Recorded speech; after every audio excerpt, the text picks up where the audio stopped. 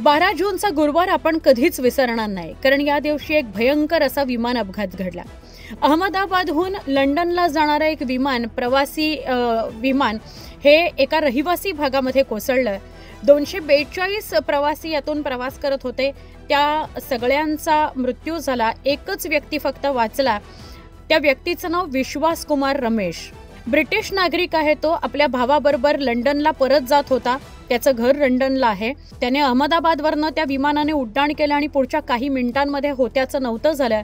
त्याचा भाऊ या सगळ्या अपघातामध्ये दगावलेला आहे, पण तो मात्र वाचला. 11A सीटवर बसलेला तो विश्वास कुमार. त्याच्याविषयीच्या खूप बातम्या झळकल्या. 11A सीट विषयी, न्यूमरॉलॉजी या सगळ्याविषयी खूप काही बोललं गेलं.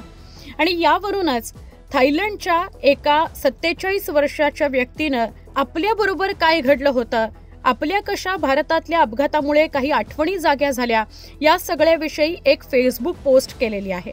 याचं नाव आहे, या 47 वर्षाच्या अभिनेत्याचं, गायकाचं नाव आहे रुआंगसाक लोयचुसाक. रुआंगसाक लोयचुसाक हा थाई व्यक्ती आहे, थायलंडमध्ये राहणारा आहे आणि तो गायक आणि अभिनेता आहे. 27 वर्षांपूर्वी त्याच्यासोबतही असाच एक विमान अपघात घडलेला होता. तेव्हा तो फक्त 20 वर्षांचा होता. तो प्रवास करत असताना विमान दक्षिण थायलंडमध्ये उतरताना त्या विमानाचा अपघात झाला. दलदलीच्या भागात ते विमान अडकलं.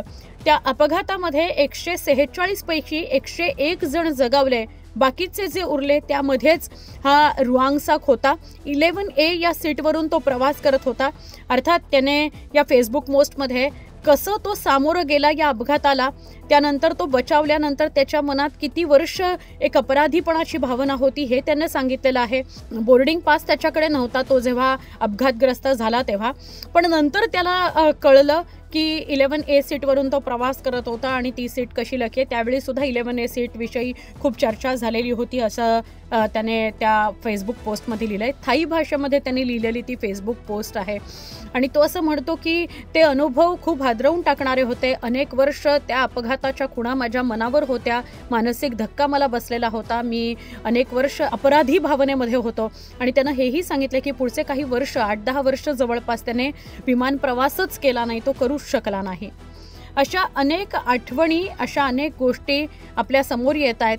या खरोखर आपलं हृदय हेलावून टाकणाऱ्या आहेत.